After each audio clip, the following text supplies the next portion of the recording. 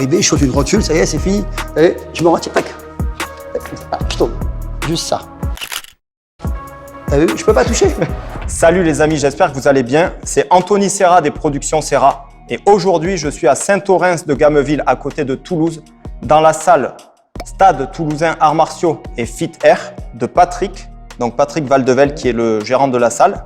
Et nous sommes avec Frank Ropers, la référence du penchaxilate. Et Frank va me démolir. Non, je plaisante. Allez, sur ce, bon visionnage les amis.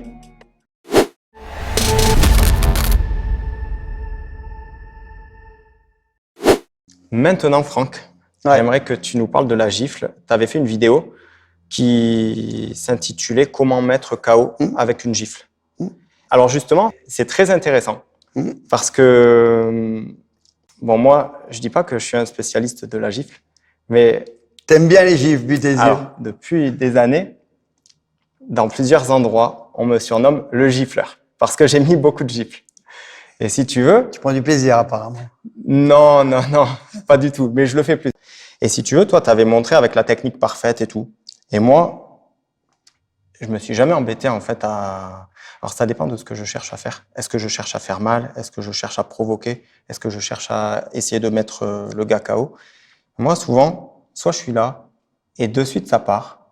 Ou soit j'ai mes mains comme ça, je frotte mes mains et… Excellent, excellent. Il n'y a jamais personne, jamais personne qui a vu venir le coup et qui l'a bloqué. Jamais. Mais ils le bloqueront jamais. À 100% des gens à qui j'ai mis une gifle, ils l'ont tous prise. Tous. Mais tu peux en mettre toute ta vie, ils la bloqueront jamais. Et souvent, je me mets comme ça. Je dis, ah ouais, et tout. Et là, soit ça. Mais tu vois, je cherche pas à faire un truc, à faire vraiment… J'ai jamais essayé. En fait, la technique, c'est même pas… Tu sais, c'est comme le crochet, on va te dire, il faut la technique parfaite et être aligné. Et en fait, j'ai jamais cherché à faire parce que moi, elle part plutôt de là pour aller là. Et elle part pas de là pour aller là. Alors, ce serait encore plus violent, justement, de faire ça. Mais après, parfois, il faut avoir le temps parce que tu vois, quand tu as des gars plus costauds que toi, plus… Tu vois, face à toi, franchement, on est là, j'aurais peur.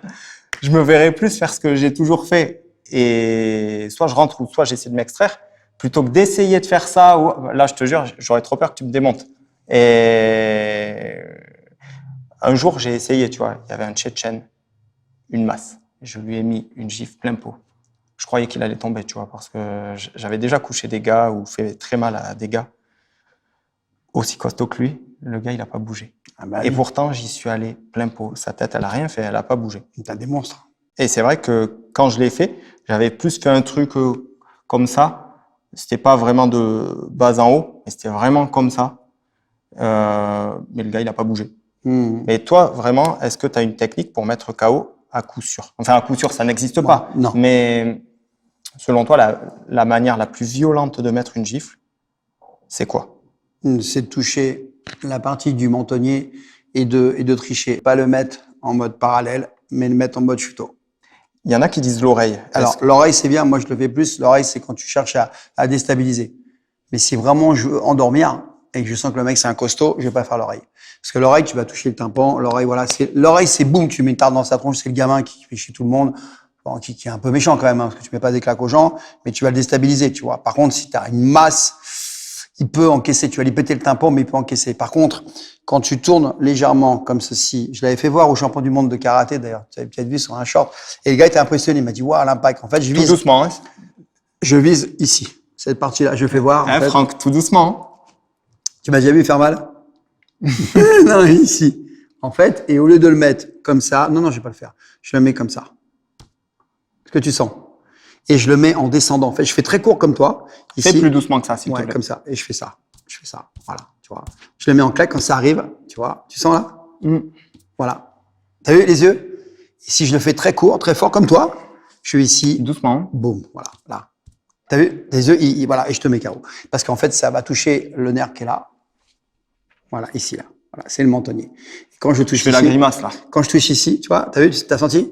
Et ben, quand tu le fais ici, en descendant. Ouais, c'est pire, mais on verra. Voilà. Bah oui. Et donc, ça se voit pas, parce que je vais le faire très court, comme toi. Voilà. Bon, j'arrête parce que tu as mal à la tête après. Et t'as vu, tu fais, oh putain, voilà, c'est ça. Et je le fais court comme toi. Pareil, tu parles, je vais, on va pas s'embrouiller. Moi, je veux pas d'histoire. Boah! Et là, le top, c'est ce que tu as fait.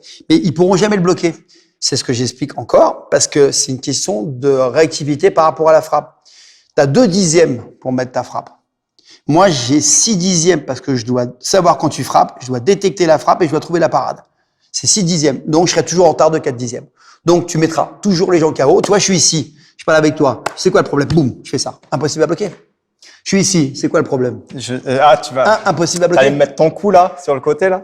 Impossible à bloquer. T'as vu ce que j'ai fait? J'ai touché, tu t'es connecté, t'as mis ta main. Dès que t'as mis ta main là, ton cerveau il s'est connecté là. Tu peux pas le bloquer ça. Et si t'as bloqué là, tu peux pas bloquer celui-là.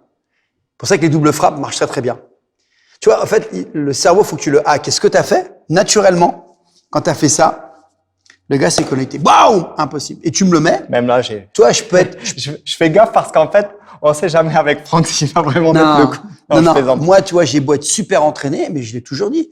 Toi, tu es un peu moins entraîné que moi. J'arrive vers toi, je sais quoi le problème. Tu me mets la tarte, tu vas m'endormir. Hein. C'est pour, je sais pas les mains devant. C'est pour ça que je mets toujours les mains devant. Moi, je veux pas d'histoire. Voilà.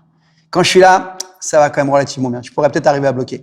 Mais si je suis ici, on s'embrouille, tu me mets une carte, c'est impossible à bloquer. Je ne pourrais pas. Faut être modeste. On ne peut pas bloquer. C'est la différence entre le combat et la rue. Encore une fois, on revient sur ce que j'apprends. Et moi, j'appelle ça le brain freeze. Enfin, tu sais, les gels du cerveau, tu connais? Tu vois, par exemple, on discute là et tout, je tape au milieu de la phrase, tu peux pas bloquer. Ton cerveau, il est en train de réfléchir à ce que je dis. Donc, pendant que je suis ici, je te parle et tout, hop, je frappe, tu peux pas bloquer. Si je fais arrête, et je te frappe, tu bloqueras. C'est les gels du cerveau. Moi, j'utilise beaucoup de stratégies que j'apprends aux gens, justement, pour hacker le cerveau de l'autre, pour essayer de gagner du temps pour se sauver. Mais sur un ring, tu peux pas parce que tu n'as pas le droit de parler. Tu vois, reviens-tu, hein, c'est différent. Ok, merci Franck. Bon les amis, j'espère que cette vidéo vous a plu. Donc merci énormément à Patrick de nous avoir mis à disposition sa salle. Donc c'est la salle Fit R31 et le stade toulousain Arts Martiaux. Et merci énormément à Franck Ropers d'être venu. Merci de m'avoir fait souffrir Franck. On mettra les liens de tes formations, de ta chaîne YouTube, de tes sites internet dans la description.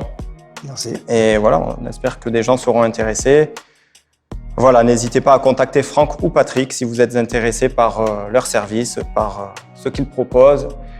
Et quant à nous, on se dit à très bientôt les amis. Allez, ciao. Au revoir. Au revoir.